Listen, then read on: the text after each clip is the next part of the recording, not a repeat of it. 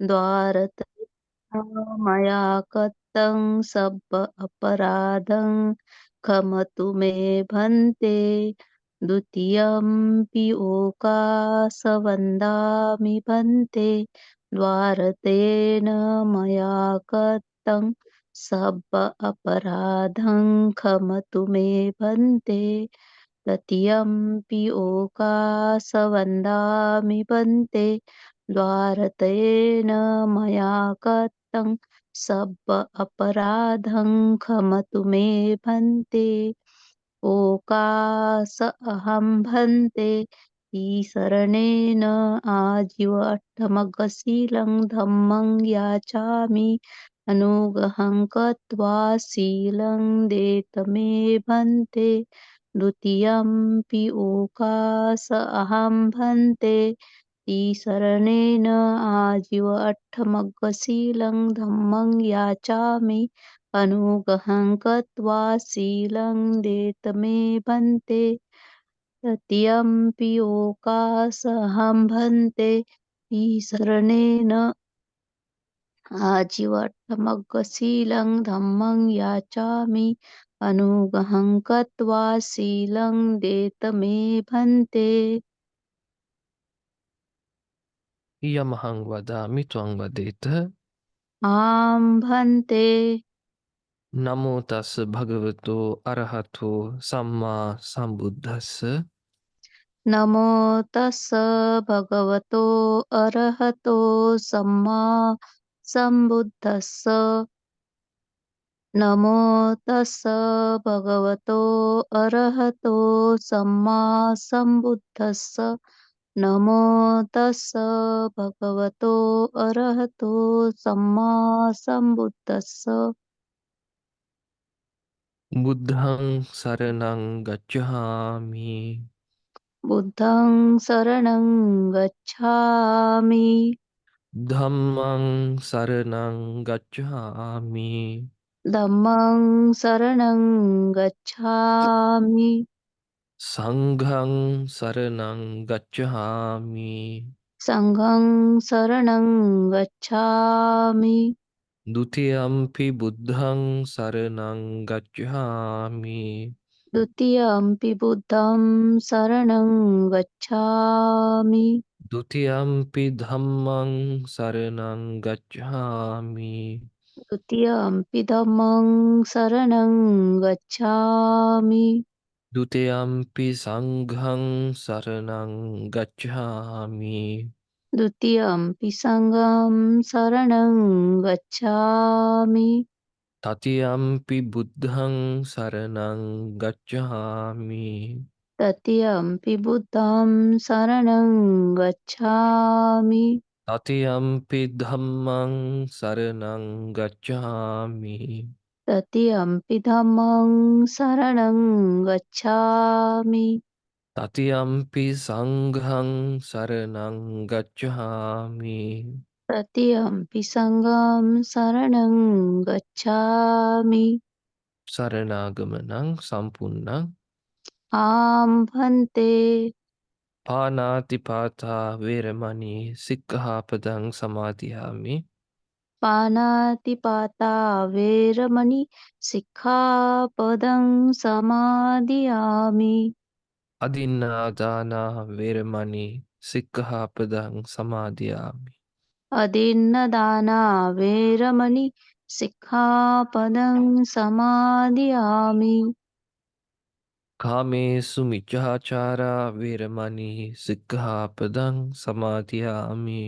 කාමේසු මිච්ඡාචාරා වේරමණී සික්ඛාපදං සමාදියාමි මුසාවාදා වේරමණී සික්ඛාපදං සමාදියාමි.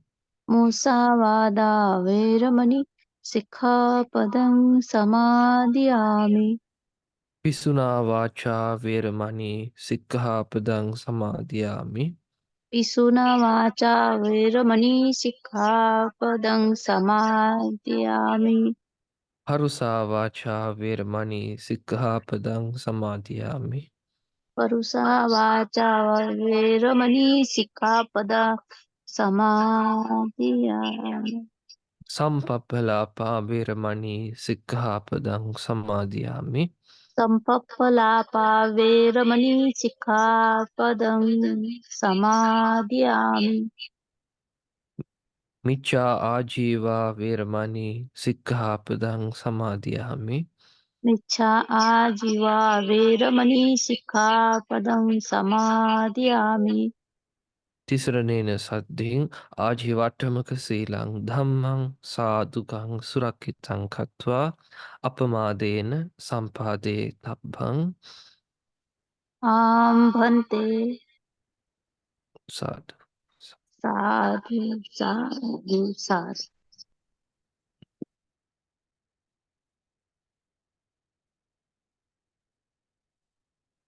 Namo tassa bhagavato arahato samma sambuddhassa. Namo tassa bhagavato arahato samma sambuddhassa. Namo tassa bhagavato arahato samma sambuddhassa. Dear devotees, the subject of the discourse today, the sugatovaad, the little explanation on Lord Buddha's daily advice. Lord Buddha's daily advice was, I will recite it. First, you can hear it in Pali. After that, I will give you the translation.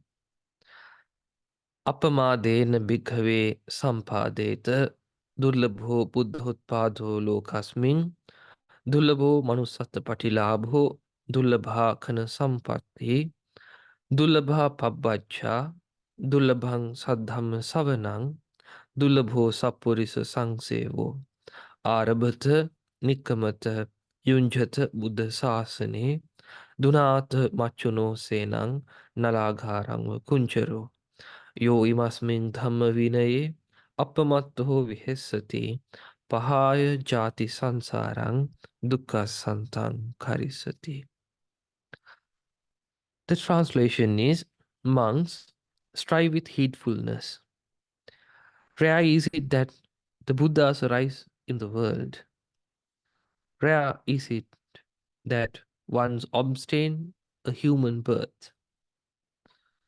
Rare is it to have the good fortune to being in the right time and the right place with contact with the Dhamma.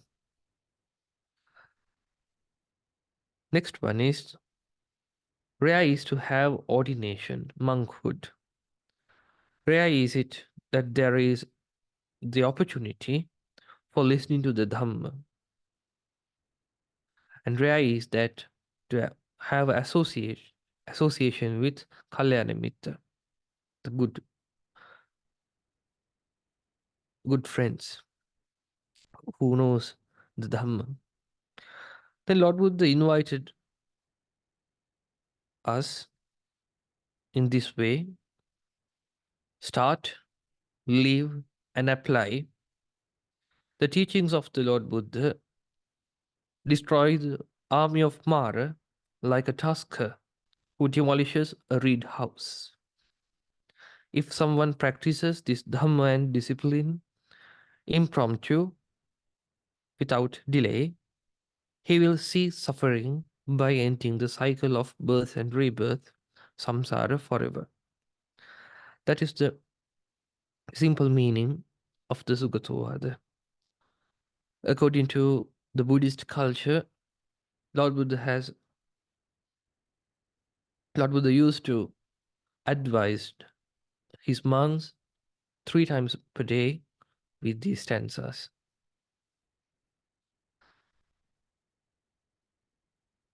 The first one, Apamadena bhikkhave sampadeta. Monks, strive with heedfulness. The most praised word in the Buddha Sasana is heedfulness, apamad,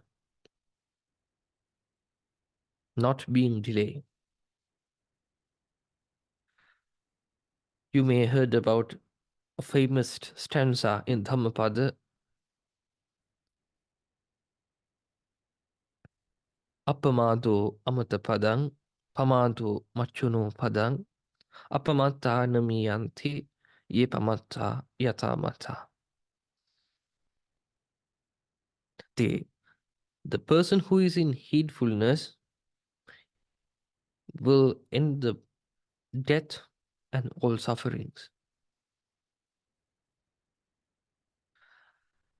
If someone is not in the heedfulness, we always go to we have to deliver in sansara. We are every day, every life, we have to go to another lives and we have to suffer. Each and every day, what we have done is we are just postponing the enlightenment. We just thinking about what is the real purpose of our life.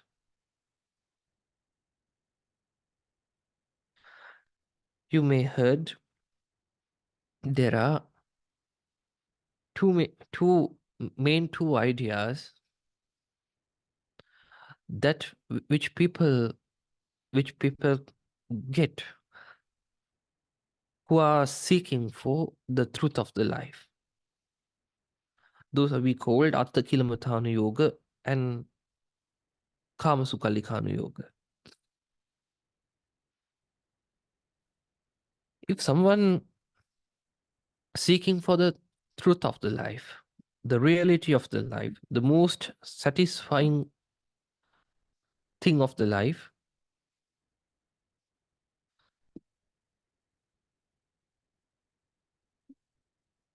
not only the Lord Buddha, even the past saints also seeking for the reality, seeking for the which is the ultimate truth of life, what we have to do, what is the goal.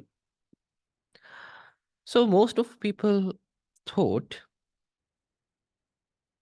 the Kama Sukhallikhana Yoga, that means giving each and everything what our mind requires, what our mind asks us to have, giving those everything by working, doing a job, or some people rob others, steal. In any way, if we fulfill the requirements of ev- our fulfill the each and every requirement of our mind, that will be the ultimate goal or ultimate satisfying uh, of the life. But some people understood this is not a good answer. As an example, like the Prince Siddhartha, Prince Yasa, Prince Rattapala, those people, like the people who have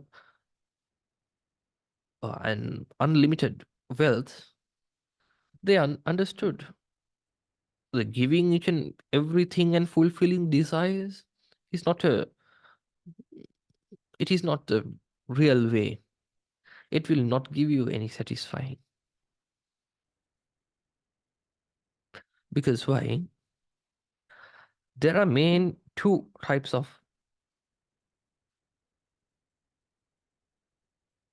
issues with the karma, with the desires. The first one are desires like a mirage. You know, in a mirage, we feel there is some water in front of us, but once we go there, there is no water. In the same manner, we think there is something. As an example, you may go to buy a new phone, new car, or something. You may think, oh, it is mm, very good, very luxurious. and etc. But after you buy it, after you get it, you may feel there is nothing like that I thought before. There is nothing like that. There is no speciality. It is just like the other things. But before we get it, we felt there is something so special, so exquisite. But after we get them, we feel there is nothing. That is the one part of karma, Dinu.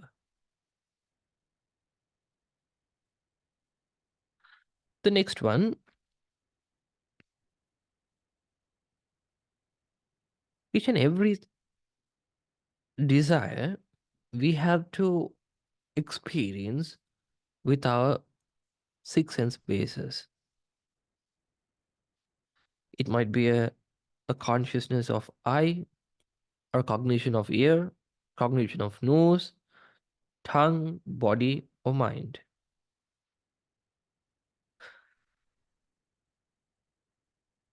Once we, before we are going to experience it, something with our eye, ear, nose, tongue, body, we are imagining about it. The imagination gives us a more pleasure rather than once we are going to experience it. The imagination shows you something so exquisite, so special, so nice. But once it going to experience with our six sense bases, there is just a cognition. There is a cognition arises and passing away in the same moment. There is a limit that we can pleasure, being being happy about that object. There's a limit. You can understand, as an example, your marriage life, your children. Once you newly wedded, you may you might think, oh, the children's are the ultimate happiness of the marriage life.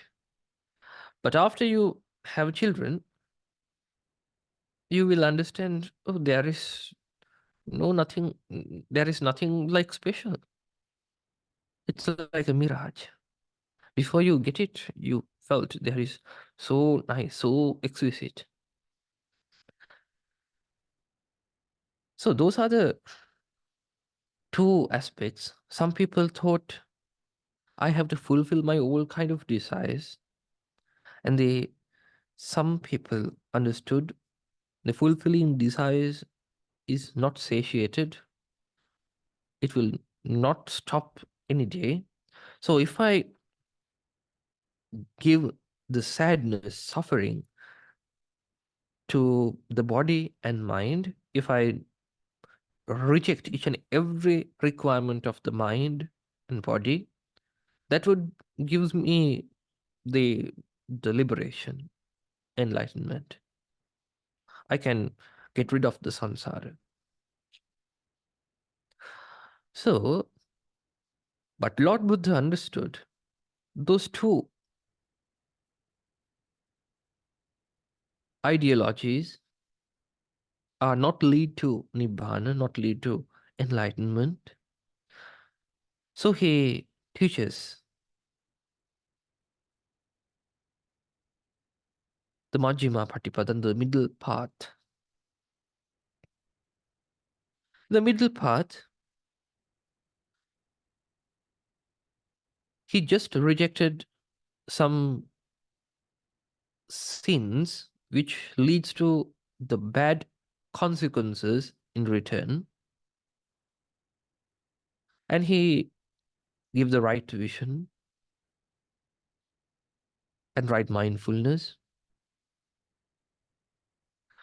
which can understand, which can lead to understand the humans, the beings, that there are like a robot, they are like a machine. Actually, if you think about what is the real meaning of heedfulness, you might heard it each and everywhere, the appamada. But the appamada, heedfulness, is the most praised word in the Buddhism. Why? But how can someone become heedful? How?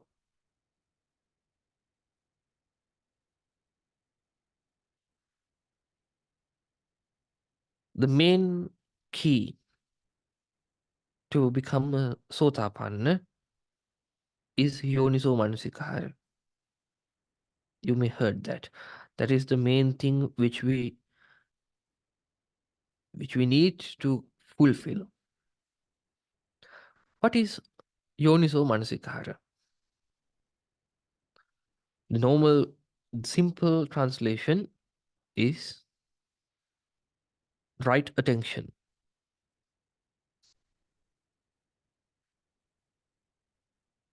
But the real meaning of that word is yoniso manasikara. Yoni. Yoni means uh, the meaning of that word is, in Pali language, is vagina, and the place which gives the birth to the child. So manasikara means paying attention. Pay attention to the starting point. That is the real meaning of yoniso manasikara. Paying attention to the starting point. Then what is the opposite word of the yoniso manasikara? That is ayoniso manasikara.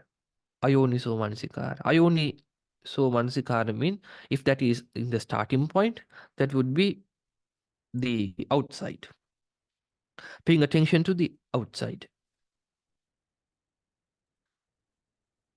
In our day-to-day life, all ordinary people pay our attention to outside. Like how we think we are hearing the sound which is here, exactly here.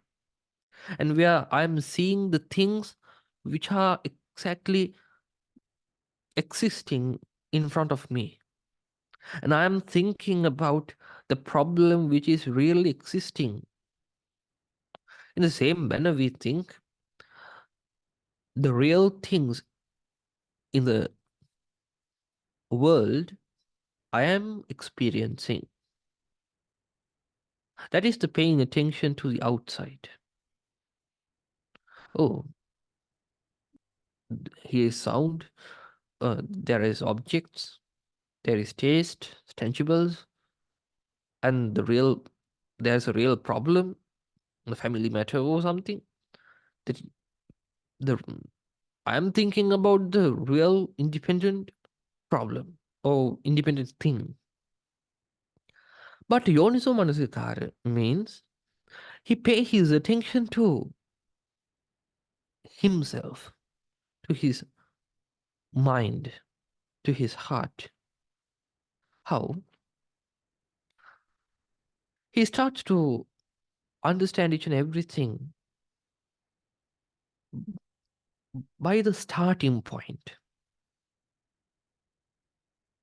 As an example, now you are hearing my sound. Before you hear my sound or any kind of sound, you don't have any idea about an ear. After you cognize, after you cognize my sound, after that your mind shows you a duality. There is a sound there is the one who is listening. The sound and ear, sound and eye were divided after you cognize something. Before that, there is no ear or there is no sound, there is before you cognize it. We are talking about our inner world. We have to pay attention to inside, to our to our experiences. As like paying attention, a robot paying attention to himself. Once he stopped pay attention to the outside and he started to pay attention to the inside, then he will understand, oh, a sound cognized, a visual cognized, a tangible cognized. He understand each and everything as a cognition which arise and passing away. In this very moment, there is a series of cognitions.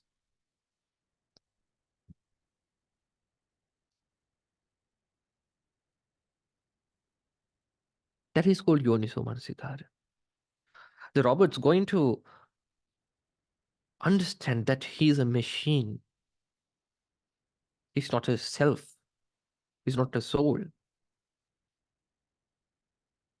For that thing, first he pay his attention to himself.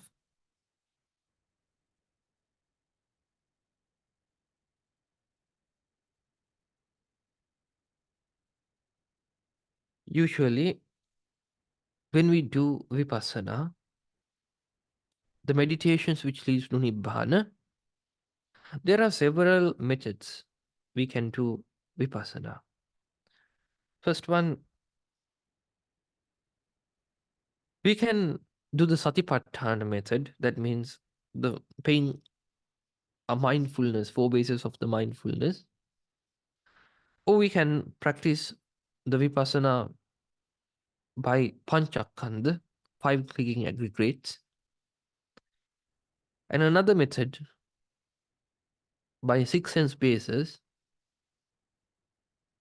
And another method, 36 dhatu. And another method, nama rupa, name and form. Those are the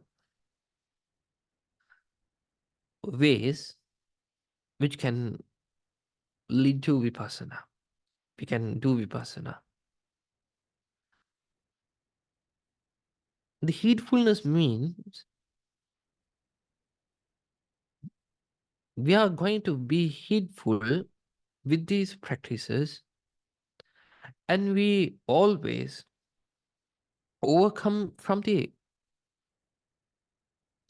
paying attention to the outside, and we each and every second, each and every moment, we are trying to pay our attention to ourselves, the the mechanism of our mind. First of all, I will teach you how to pay attention, how to be heedful to your mind with the Satipatthana method, with mindfulness method. Lord Buddha has proclaimed four bases of mindfulness, which leads to Nibbana. Those are Kayanupassana, Vedananupassana, Chittanupassana, Dhammanupassana. In a simple translation, that is, paying attention,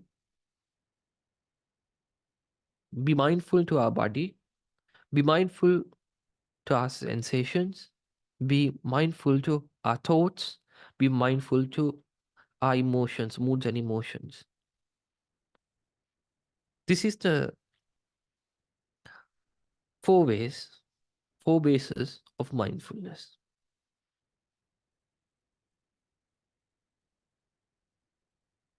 How can we mindful ourselves?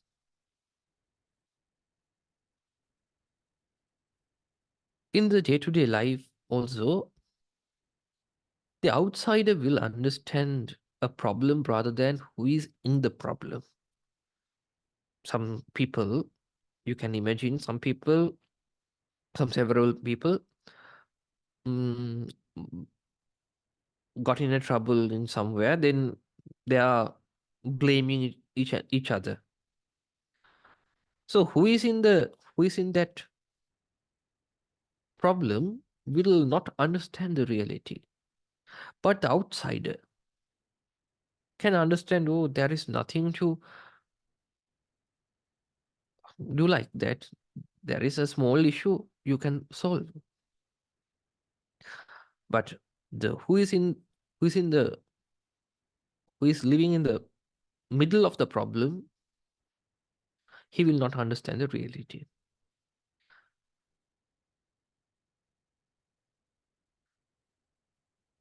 As an example, in a stage drama, the people who is in the stage will not see the beauty of the drama. But people who is in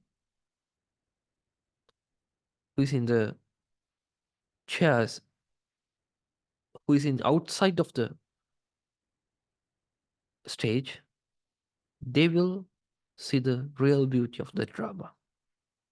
In the same manner, if we those four things we cling as ourselves, the body we thought we understood already, the body is I am, the sensations are I am, thoughts are I am, the mood is I am, like that way. You already thought those are I am, those are mine, those are my soul, those are myself. But Lord Buddha explained those four things are not you and not your soul. Those four things, not you, not your soul.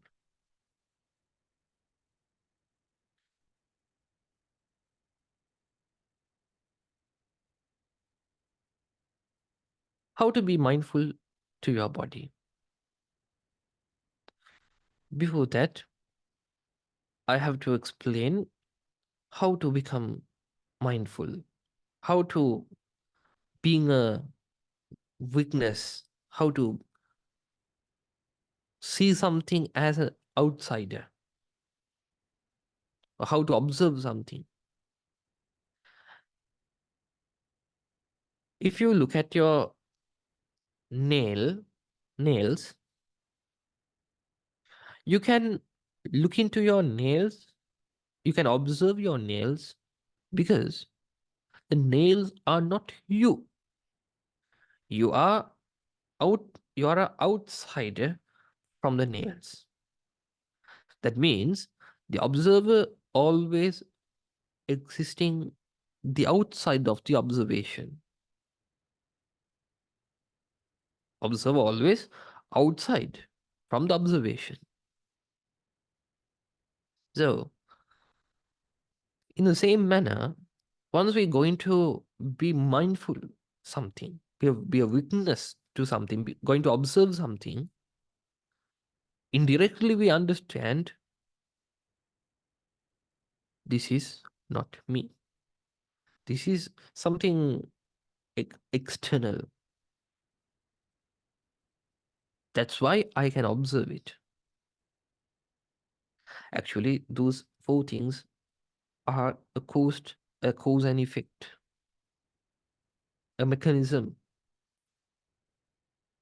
not controlling by a soul or a person.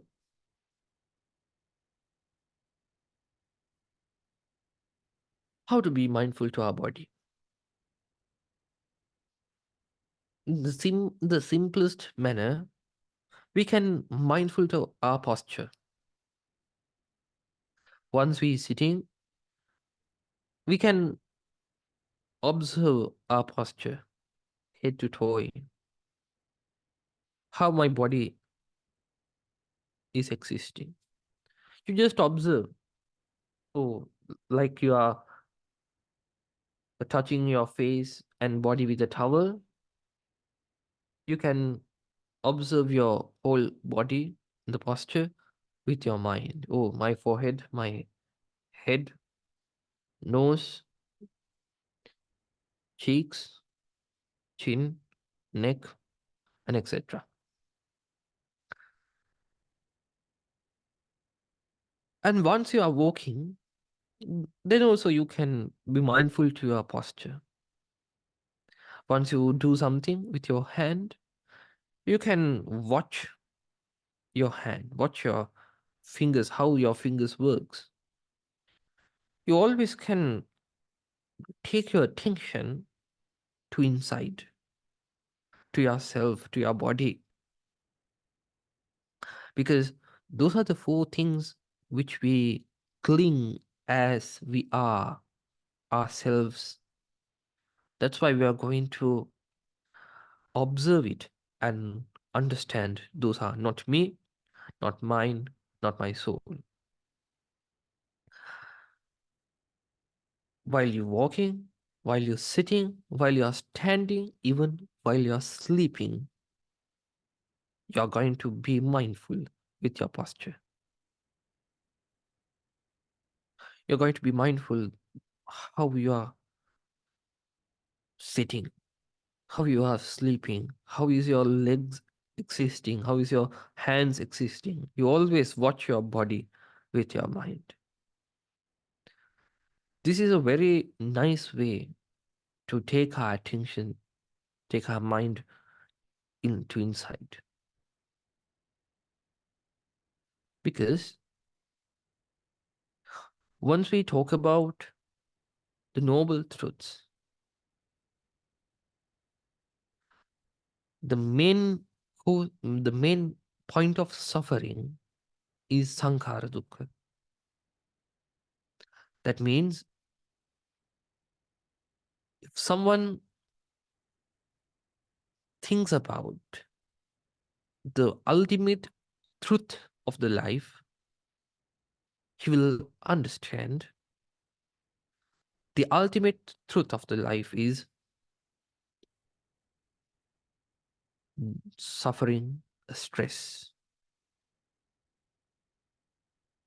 In the deepest manner, the main point is the main which are stress. What is stress? All activities, all preparations are stress. Physical, verbal, and mental. We feel so alone and we feel sometimes so lazy. Then we engage with so many activities, maybe physical, verbal, and thinking, mental.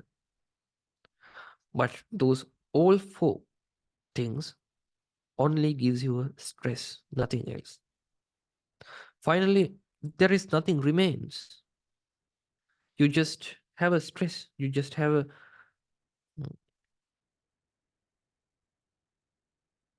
kind of suffering, a tiredness. That is the reality.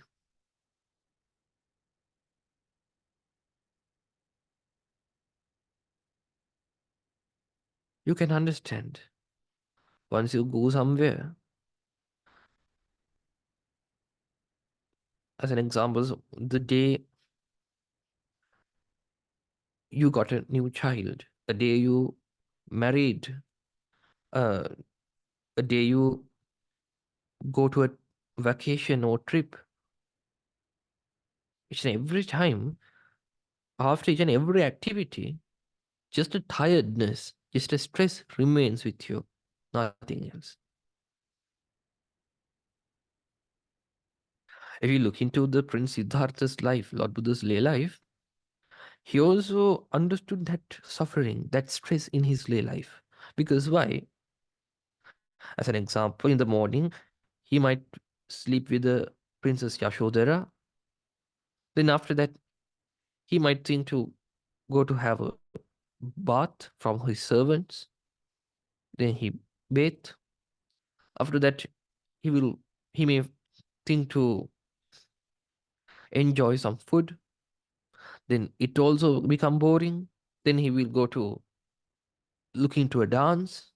Then it also become boring within 1 or 2 hours, because each and everything, each and every desire, like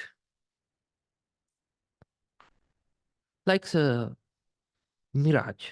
Before we get it, we think this is exquisite. But once we get it, there is nothing. Just a tiredness remains. Just a stress remains. So because of that, that is why we are paying our attention to our body. Think mental preparations, verbal preparations, and physical activities are stress, are tired. That's why instead of that, to prevent from them, we are going to pay attention to ourselves, to our body. Once we pay our attention to ourselves again and again, our mind will still concentrate to our body, to our postures. By that, indirectly you understand the body is not me, because observe always outside from the observation. If you are observing your body, you will understand this is a mechanism which is not me, which is not my soul, this is not my self. After that, he understands. He be mindful to his sensations. We feel pleasant sensations, unpleasant sensations, and neither pleasant nor unpleasant sensations. We are going to be a become become a observer to our sensations. Once we feel some happy, usually we go through that happiness. But now we are going to go step back and observe that pleasant sensation, that pleasant sensation. Like, oh, are you happy? Oh, now he's sad. Oh, now he's normal. Oh, again he is happy. Like that way, you can become a weakness. You can become an outsider to your sensations. After that, the third way is, now I'm explaining how to be heedful. If someone is always mindful to his body, to his sensations, to his thoughts, to his moods and emotions, when you always are an observer, not a person who is engaging, if you always become a witness to those four things, that means you are in heedfulness. That's what I wanted to mention. Because unless you pay attention from the inside, then every time you are in the delusion, you always cling your body as yourself, you always cling your thoughts as yourself, you always cling your moods and emotions that those are I am as yourself, and your sensations as yourself. But now you're going to observe them, you're going to watch them, you're going to witness them. Then indirectly your mind will understand those are not I am. And the third step, your thoughts. You become an outsider. You go come out. come to the platform and just watch. The same manner for your moods and emotions. The moods also we are thinking, oh, this is I am. But now you are become outsider each and every moment and observe your moods.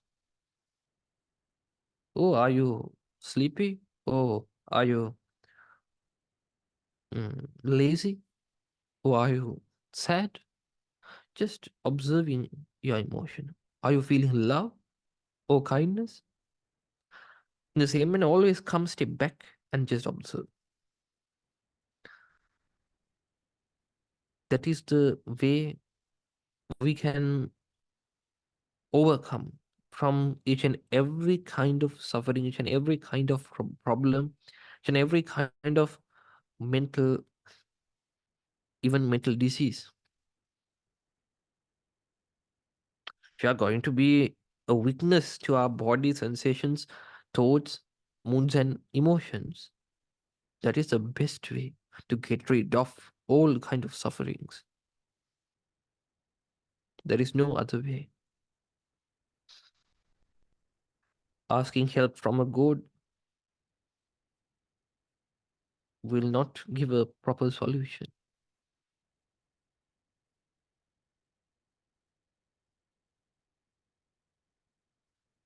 So that is how someone be heedful. That's why Lord Buddha always remind us monks strive with heedfulness. Always be in the satipatthana, be mindful.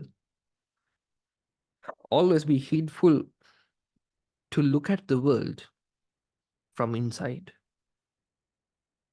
You may heard the consciousness, vijnana, is an illusion, is a magician, mayupamancha vijnana. The consciousness is like a magic, like a magician. Why? What magician do is he always shows something that is really not existing. In the same manner, the consciousness also always show us things are really not existing. How? Now you can hear my sound. According to your mechanism, according to your cognitions, your experience starts with the cognition of your ear. After that, you had an idea about the sound and person who listening. The first step was just a cognition of your ear. But how your mind shows you, but your mind shows you the ear and the person who listening was existing before you cognizes. But actually, the sound and person who listening was divided after you cognize something. But mind convince you the body, the sound and the person who listening was existing before you cognize. That is called avidya, the more delusion. That is how the delusion works. It always shows an independent world, an independent person without a consciousness, without a cognition. But Lord Buddha proclaimed Chittena Niyati Loko. The cognitions, the consciousness makes the world.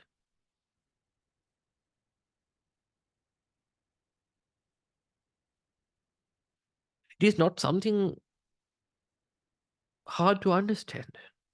It is just you ask some robot to understand that you are a robot, not a person, not a human. You are just a machine. Just he's going to pay his attention to his mechanism. Then he understands all his convincings. How I was convinced to this world.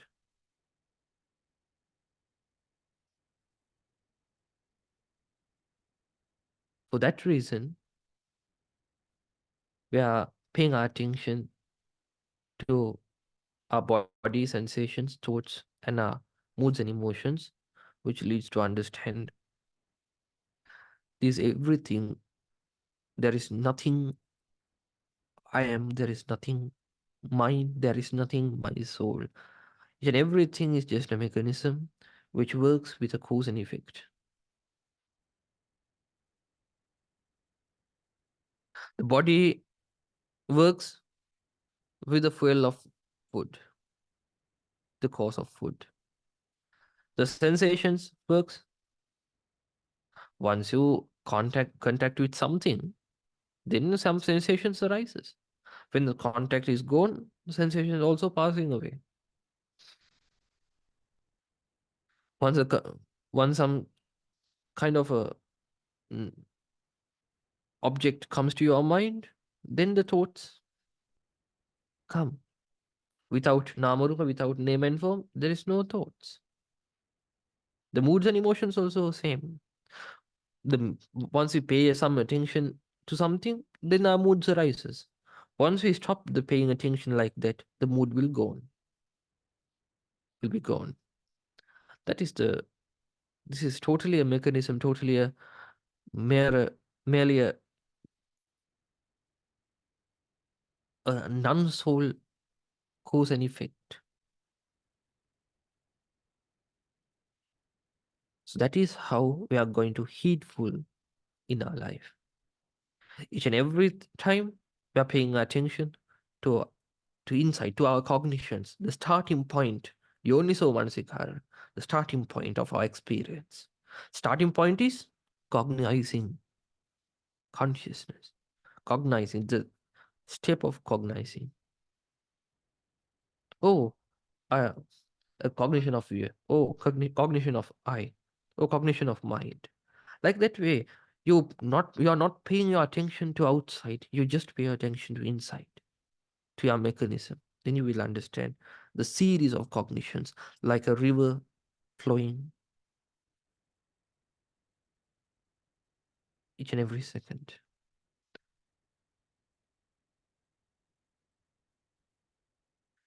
So as a person who become heedful, then Lord Buddha tell you, motivates you that rare is that the Buddhas arise in the world. It's very rare.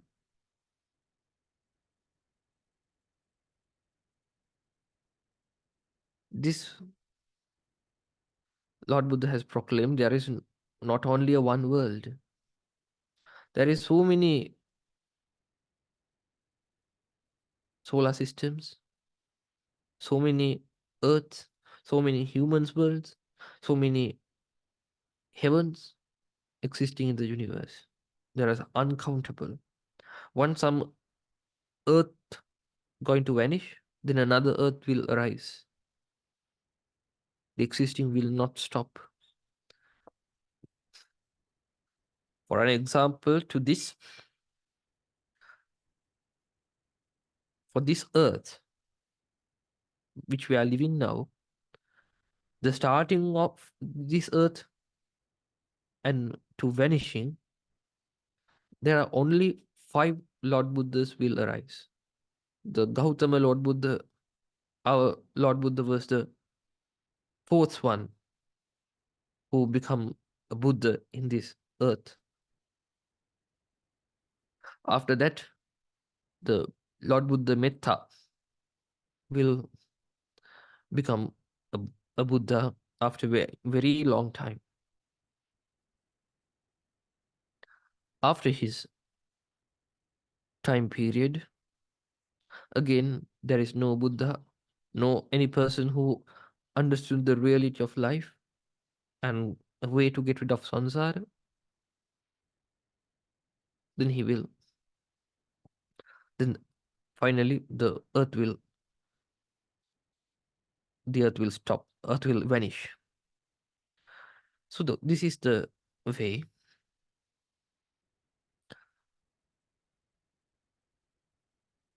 So the rising of Lord Buddha is very rare.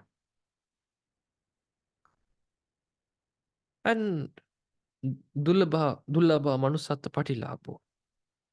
Rare is it that one obtains a human being, human birth. It's very rare. Lord Buddha said one day he took some sand to his nail and shows his monks and asked, monks, is this sand so? The sand in the earth is large. Then the monks laughed and said, oh, Lord, the sand in your hand is very little. Even these two comparisons cannot be compromised. Com- so then Lord Buddha asked, monks, the people who are dying in this world, only this amount of people again become a human. Other all people go to become a ghost or a preta or become an animal. Or sometimes maybe in the niraya, the the hell. Then you might have a problem. Then how the population will stay like this? Because there are so many another Earths, so many solar systems will starting vanishing. Not even those mm, those places in this Earth also. How much of animals dying? How much of pretas, ghosts overcome from this? Their ghost life, and some gods come out from the heaven to the humans world. Then the population will stay, but from this population, this amount of people again become a human. So the human birth is so rare. At least Lord Buddha asks us, if some human is being so critical and in the bed, maybe in a coma or the brain death or something like that, it also that living also a happiness, because we don't know where will he go after he die. So living in a bed with his urine and pus will not, it will be good rather than he's dying, because we don't know where he has to go.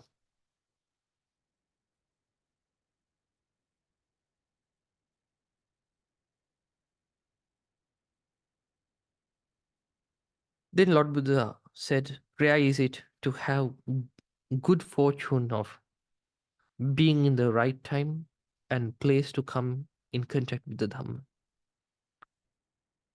From those humans also, we are not disabled.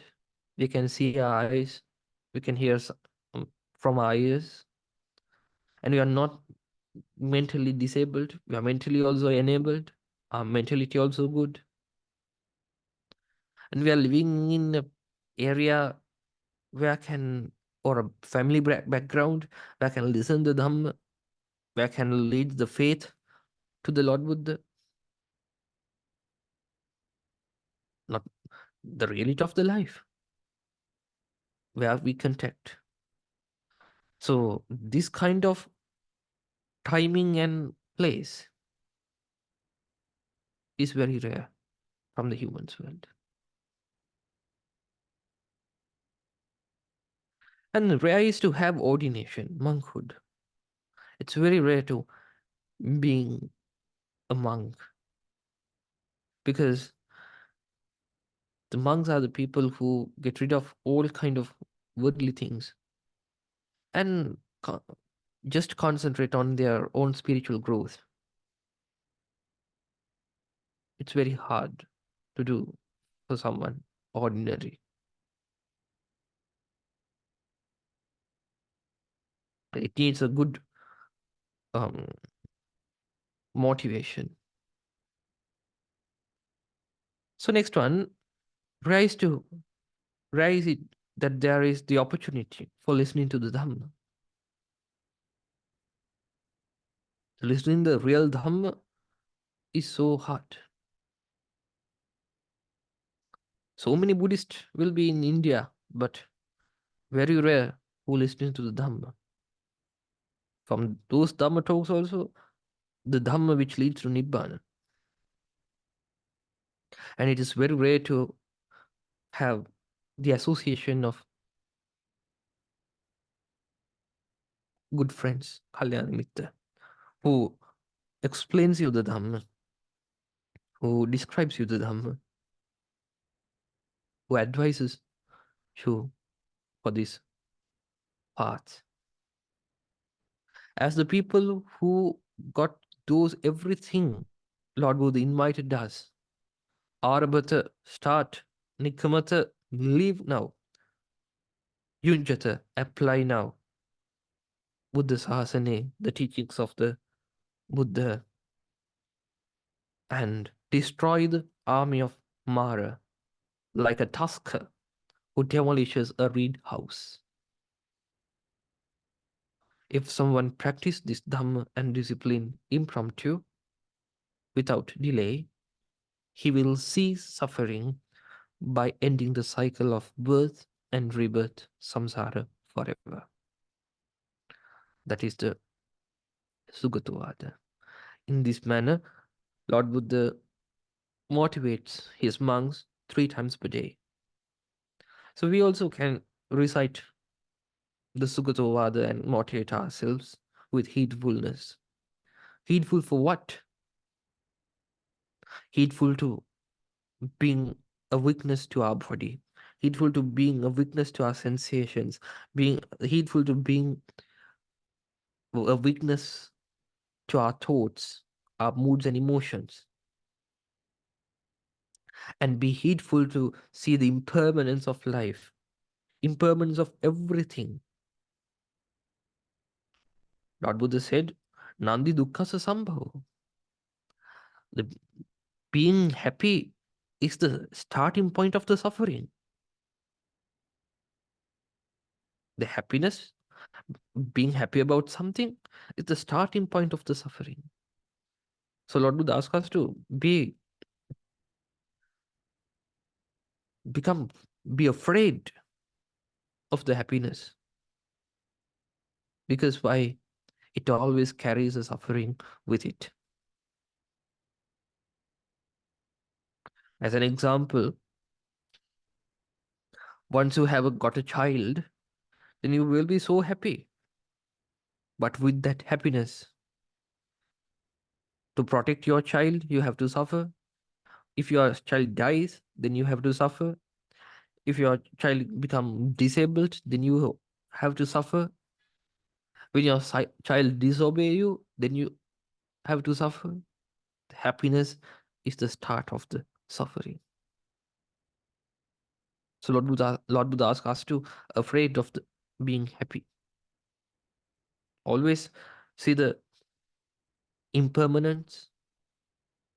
Always see the suffering which is hiding of each and everything, and always see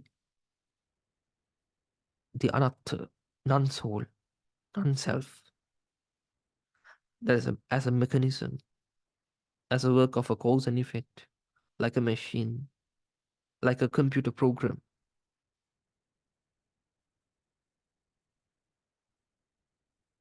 Once someone is heedful like this, he can attain the nibbana, enlightenment, very soon. But how? If you be like, there's I told you before, There is several ways to do vipassana. The Satipatthana mindfulness method, Panchakanda, 5 clicking aggregates, 6 sense bases, 36 dhatu, and Namarupa name and form. There are several ways. Now we talked about the mindfulness method, Satipatthana. In this, once we vipassana with the Satipatthana, five, with the 4 bases of mindfulness, once someone complete his mindfulness with those 4 aspects, his mind attain to the stilling of all preparations, the state which all physical preparations are stilled, all verbal preparations are stilled, all mental preparations are still. That means mental preparations means perceptions and sensations, perceiving and sensating. Those also stilled. That kind of a state is nibbana, which where the time has stopped, where we don't have any idea about a world and me. Place we get rid of existing, existence. It is very simple. It can be understand if you be aware to your body again and again. If you're aware to your all sensations again and again. If you be aware to your thoughts again and again, and if you become a witness to your moods and emotions also again and again. Even if your mind shows you that my mind is concentrated now, that also a mood, then you for that also you can be a witness by mindful for those 4 bases. Your mind will attain the state of stilling all preparations. Once someone feels that in the first moment that we called, he understood the Dhamma, he see the Dhamma, that means he is Sotapanna, a stream enterer. Once he attain it, again and again he pay his mind to the again and again he pay his mind to that the stilled state of preparations. Then his all kind of defilements hindrances going to cease day by day, and finally he attained the arhatship. That is the whole procedure of attaining nibbana. So I invite you all to be strive with heedfulness with your life, meditate, and if you like to practice the meditations of mindfulness or some kind of vipassana, uh, if you need to, I will advise in another sermon. Then I invite you all to strive with heedfulness and attain the fruits of the Dhamma in this very life. Sadhu, sadhu, sadhu.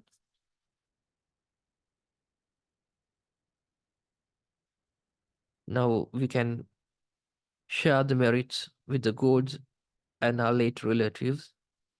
You can chant with me. Akasattaha ca bhummattaha deva naga mahindika punyantang anumoditva chirang rakkantu loka sasanam. Akasattaha ca bhummattaha deva naga mahindika punyantang anumoditva chirang rakkantu desanam. Akasattaha ca bhummattaha deva naga mahindika punyantang anumoditva chirang rakkantu mang paranti. Idam me ñātīnaṁ hotu sukita hontu ñātayo. Idam me ñātīnaṁ hotu sukita hontu ñātayo. Idam me ñātīnaṁ hotu sukita hontu ñātayo. And do the wish इमिना पुण्यकम्मेन मामे बालसमागमो सतं समागमो होतु यावनिब्बानपत्तिया इदं मे पुण्यकम्मं आसवक्कया वहं होतु sabbadukkaha pamujjatu. And I will bless you all with the blessings of the Noble Triple Gem.